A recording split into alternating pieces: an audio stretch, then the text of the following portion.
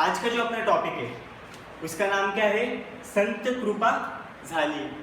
अब संत कृपा झाली इसका मतलब क्या होता है? संतों की कृपा होना। किसकी कृपा होना? संतों की। इसकी कवित्री जो है उसका नाम क्या है? संत बहिना बाई, जिनका जन्म हुआ था 1668 में और उनकी मृत्यु हुई थी ईस्वी सन 1700 में। अब देखेंगे संत बहिणाबाई के बारे में, उनके जीवन के बारे में। वारकरी संप्रदायातील संत कवित्री, ये जो संत कवित्री जो है ये वो कौन से संप्रदाय से बिलोंग करती है? वारकरी। अब वारकरी का मतलब क्या होता है? ये जो पूरा अभंग है वो किस पर बेस है?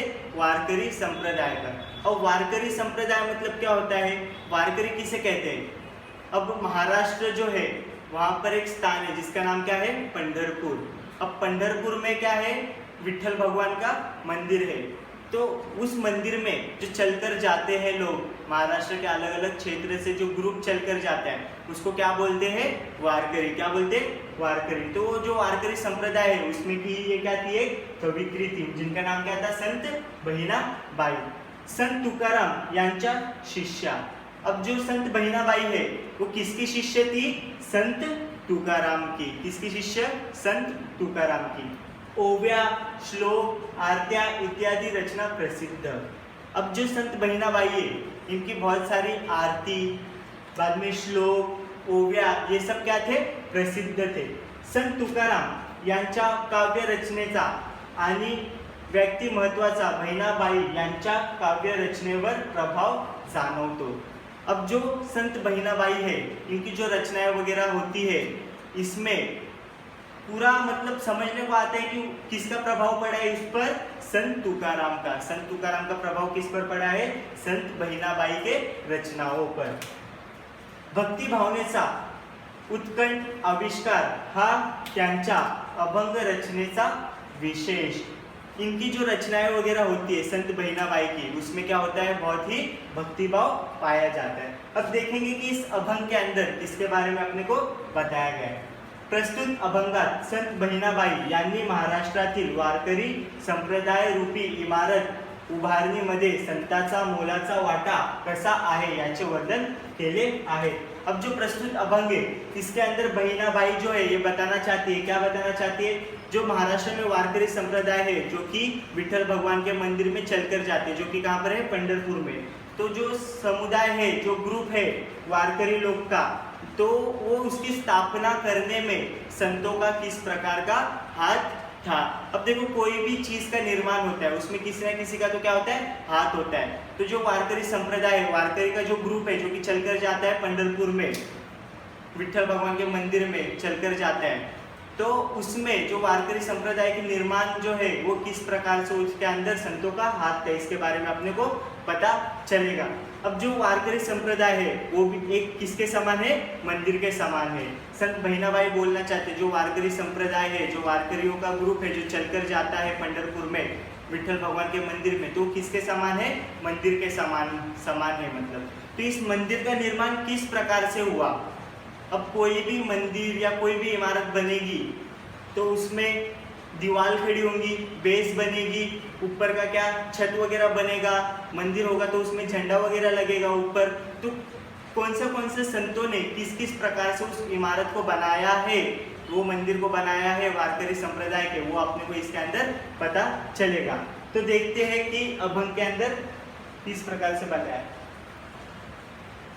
संत कृपा झाली इमारत फला आली। अब देखो जो मंदिर बनाने का कार्य था, वारकरी संप्रदाय जो है वो मंदिर के समान है, तो मंदिर जो है वो बनाने में किसकी कृपा हुई? संत कृपा झाली, संतों की कृपा हुई। संत कृपा झाली इमारत फला आली।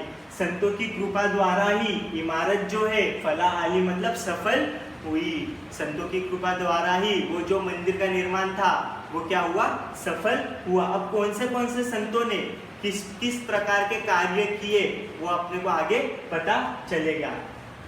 ज्ञान देवे रचिला पाया उभारिले देवाल्या। अब देखो ज्ञान देवे मतलब क्या होता है? संत ज्ञानेश्वर महाराज। शॉर्ट फॉर्म में इसमें नाम दिया गया है ज्ञानदेव मतलब क्या होता है? संत ज्ञानेश्वर महाराज। उन्होंने क्या किया था? रचीला पाया। रचीला मतलब होता है बनाया। क्या बनाया? पाया। पाया मतलब क्या होता है? बेस। कोई भी घर, कोई भी मंदिर, कोई भी इमारत जब बनता है तो पहले क्या बनाया पड़ता है? खड्डा खोदकर उसमें क्या बनाया जाता है? बेस बनाया जाता है। तो बेस बनाने का कार्य किसने किया था? संत ज्ञानेश्वर महाराज ने क्या किया था? उसका बेस बनाया था। क्योंकि सबसे पहले जो संत थे, सबसे पहले रचनाएं किसने स्टार्ट की लिखना? ज्ञानेश्वर महाराज ने, संत ज्ञानेश्वर महाराज ने। तो इन्होंने ही जो वारकरी संप्रदाय है उनका जो मंदिर है उसके निर्माण का कार्य, जो बेस है उसके निर्माण का कार्य किसने किया था? संत ज्ञानेश्वर महाराज ने सबसे पहले किया था। उभारी ले देवालया, और उन्होंने क्या किया? उभारी ले मतलब खड़ा किया। जो बेस है मंदिर का उसको क्या किया? खड़ा किया। देवालय मतलब क्या है? मंदिर। जो वारकरी संप्रदाय है उसके मंदिर का जो बेस है वो किसने खड़ा किया था? संत ज्ञानेश्वर महाराज ने। अब बेस तो बन चुका है, अब रहा साइड की दीवारें। मंदिर के ऊपर देखो वो बनता है, कलश लगता है, जो गोल प्रकार से होता है मंदिर के ऊपर डिजाइन, उसको क्या बोलते हैं? कलश। तो ये सब बनाने का कार्य और किसने किसने किया? बेस तो अपने को पता चल गया है, बेस किसने बनाया था? ज्ञानेश्वर महाराज ने। इन्होंने क्या किया था? मंदिर का जो बेस था वो बना लिया। कौन से मंदिर का बेस? वारकरी संप्रदाय जो है उसके मंदिर का बेस बनाने का कार्य क्या हो गया? सफल हो गया। किसने किया? ज्ञानेश्वर महाराज ने। अब सेकंड देखेंगे, नामा त्याचा किंकर तेने रचिले ते आवार। नामा, अब नामा मतलब क्या? संत नामदेव।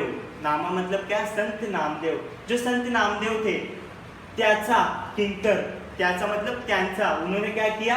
किंकर, उनकी जो रचनाएं थी, जो उन्होंने रचना वगैरह लिखी थी, वो उन्होंने क्या किया? वो रचनाएं जो थे मंदिर का जो बेस तो बन चुका है, साइड की दीवारें बननी बाकी है अभी। तो जो दीवारें पत्थर वगैरह, उनकी रचनाएं क्या किसके समान साबित हुई? पत्थर के समान। जो मंदिर का साइड की दीवारें होती है तो दीवारों में पत्थर लगेगा तब जाके दीवार बनेगी। तो पत्थर का कार्य किसने किया? संत नामदेव महाराज के रचनाओं ने पत्थर का कार्य किया। किंकर मतलब क्या होता है? पत्थर। तेने रचिले ते आवार, तेने मतलब उसने रचिले बनाया क्या? आवार। जो बॉर्डर होता है, जो कंपाउंड होता है मंदिर का, चार दीवार होती है, तो बनाने का कार्य किसने किया? संत नामदेव महाराज ने। जो साइड का आवार होता है, जो मंदिर की जो दीवारें होती है, वो बनाने का कार्य किसने किया था? संत नामदेव महाराज ने। अब थर्ड वाला, जनार्दन एकनाथ खांब दिदला भागवत। अब जनार्दन कौन है? जनार्दन क्या है? एक स्वामी है। जनार्दन कौन है? स्वामी। उसके शिष्य का नाम क्या है? एकनाथ। एकनाथ जो थे वो शिष्य थे किसके? जनार्दन स्वामी के। इसमें शॉर्ट में बताया गया है। जनार्दन कौन थे? स्वामी थे, गुरु थे। उनके शिष्य का नाम क्या था? एकनाथ। तो एकनाथ ने क्या किया था? संत एकनाथ महाराज ने क्या किया था? खाम दिदला भागवत। जो खाम है, अब मंदिर के बाहर क्या लगेगा? खंबा लगेगा, उसके ऊपर स्लैब वगैरह क्या रहेगा? डिपेंड रहेगा, उसके ऊपर ही क्या बनेगा? स्लैब वगैरह बनेगा। तो खंबे के समान उन्होंने क्या किया था? भागवत। दिदला मतलब क्या होता है? देना। क्या दिया था उन्होंने? भागवत। जो भागवत ग्रंथ है वो किसने लिखा था? एकनाथ महाराज ने। तो वो जो भागवत ग्रंथ है वो किसके समान साबित हुए? मंदिर के बाहर के जो खांब होता है, जो खंबा होता है, उसके समान साबित हुआ। अब अपन ने देखा, क्या क्या देखा? बेस बनाने का कार्य किसने किया? ज्ञानदेव महाराज ने किया था, संत। और बाद में संत नामदेव महाराज ने क्या किया था? जो साइड का जो दीवारें होती है मंदिर की, वो बनाने का कार्य किसने किया था? संत नामदेव ने। जो उनकी रचनाएं थी वो किसके समान साबित हुई? पत्थर के समान। और वो क्या बन चुकी थी? मंदिर का साइड के दीवार बन चुकी थी। अब जनार्दन महाराज जो थे, स्वामी जो थे, उनके शिष्य का नाम क्या था? एकनाथ महाराज। उन्होंने किसकी रचना की थी? भागवत ग्रंथ की, जो कि किसके समान साबित हुई? मंदिर में खंबे के समान साबित हुई। अब तुका झाला से कलश भजन करा सावकाश। अब तुका, तुका मतलब क्या होता है? संत तुकाराम महाराज। संत तुकाराम महाराज। अब संत तुकाराम महाराज ने क्या किया था? संत तुकाराम महाराज झाला से कलश, ये जो थे वो क्या बने? जो मंदिर का कलश होता है ऊपर का गोल, बताता हूँ तुमको। अब मंदिर इस समान होता है, ऐसे दरवाजा। तो बेस जो था वो बनने का कार्य किसने किया था? ज्ञानदेव ने किया था, ज्ञानदेव महाराज ने। बाद में नामदेव जो महाराज थे उन्होंने किसका कार्य किया था? साइड का जो दीवार है वो खड़े करने का कार्य किया था उनकी रचनाओं ने। और जनार्दन महाराज जो है उसके जो जनार्दन स्वामी है उसके शिष्य कौन थे? एकनाथ। उन्होंने क्या की थी? भागवत ग्रंथ था उसका क्या किया था? रचना की थी। जो भागवत ग्रंथ है वो किसके समान साबित हुए? खंबे के समान साबित हुए। इस मंदिर के सामने देखो ऐसे खंबे वगैरह होते, उसके आगे छाव देने के लिए क्या बनते? बेस बनते। तो खंबे का कार्य किसने किया था? जनार्दन महाराज के शिष्य एकनाथ ने क्या किया था? खंबे बनाने का कार्य किया था। खंबे के अर्थात खंबे का मतलब किससे? इससे भागवत ग्रंथ से। जो भागवत ग्रंथ उन्होंने लिखा था वो किसके समान साबित हुए? खंबे के समान साबित हुए। अब तुकाराम जो महाराज थे, संत तुकाराम महाराज, झाला से कलश, वो क्या बने? झाला से मतलब बने, क्या बने? कलश। मंदिर के देखो ऊपर क्या होता है? कलश होता है। क्या होता है? कलश। तो कलश बनने का कार्य किसने किया था? तुकाराम महाराज ने, संत तुकाराम महाराज ने। भजन करा सावकाश। अब मंदिर का क्या हो गया? पूरा कार्य जो था वो क्या हो गया? पूरा हो चुका है। अब भजन करा सावकाश। अब हम क्या कर सकते हैं? उसके अंदर बैठकर आराम से क्या कर सकते हैं? भजन कर सकते हैं। सावकाश मतलब क्या होता है?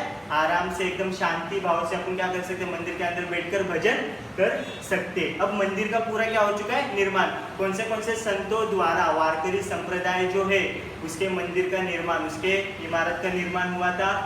ज्ञानदेव महाराज, नामदेव महाराज, जनार्दन स्वामी जो थे उसके शिष्य एकनाथ महाराज जो थे संत, उनके द्वारा, तुकाराम महाराज जो थे उनके द्वारा मंदिर का निर्माण हुआ। अब क्या हो रहा है? बहिनाबाई मने जो इसकी कवित्री है, जो इस अभंग की कवित्री है, वो क्या बोलना चाहती है? बहिनाबाई। अब देखो इसमें भी बहिनी लिखा है। बहिनी मतलब क्या? बहिनाबाई जो कवित्री है। बहिनाबाई मने वो क्या बोलना चाहती है? फड़कती ध्वजा। अब क्या हो चुका है? मंदिर के ऊपर ध्वजा जो झंडा है वो क्या हो चुका है? फड़क चुका है। निरूपणा केले बोझा।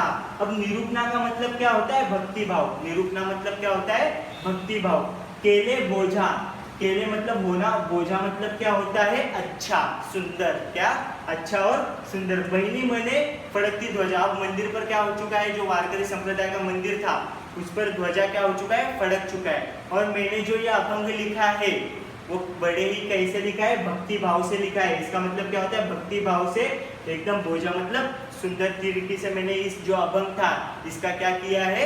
रचना किया है। इस जो मंदिर है वारकरी संप्रदाय का वो किस प्रकार से बना, तो मैंने संतों का बारे में बताते हुए ये जो अभंग था उसका सुंदर तरीके से बड़े ही भक्ति भाव से इसका वर्णन इस अभंग के अंदर किया है। यहाँ पे आज अपना टॉपिक खत्म हो जाता है। एक बार फिर से देख लेंगे। संत कृपा झाली इमारत फल आली। संतों की कृपा से ही क्या बन गई है? मंदिर जो था, जो इमारत था वारकरी संप्रदाय का वो क्या हो चुका है? बन चुका है। ज्ञान देवे रचिला पाया उभारिले देवाला। जो ज्ञानदेव महाराज थे संत, उन्होंने क्या किया था? जो मंदिर था उसका बेस बनाने का कार्य किसने किया था? ज्ञानदेव महाराज ने। नामा त्याचा किंकर तेने रचले ते आवार। नामा मतलब क्या? संत नामदेव महाराज, इन्होंने क्या किया था? किंकर मतलब पत्थर बनकर साइड की दीवारें, जो मंदिर की साइड की दीवारें होती है वो बनाने का कार्य किसने किया था? रचिले नामदेव महाराज ने। वो जो साइड का दीवार होता है मंदिर का वो बनाने का कार्य किसने किया था? नामदेव महाराज ने। जनार्दन एकनाथ, जनार्दन स्वामी जो है उसके शिष्य कौन थे? एकनाथ। उन्होंने क्या किया था? खाम दिदला भागवत। तो उनकी जो भागवत ग्रंथ था, जो उनकी रचना थी वो किसके समान थी?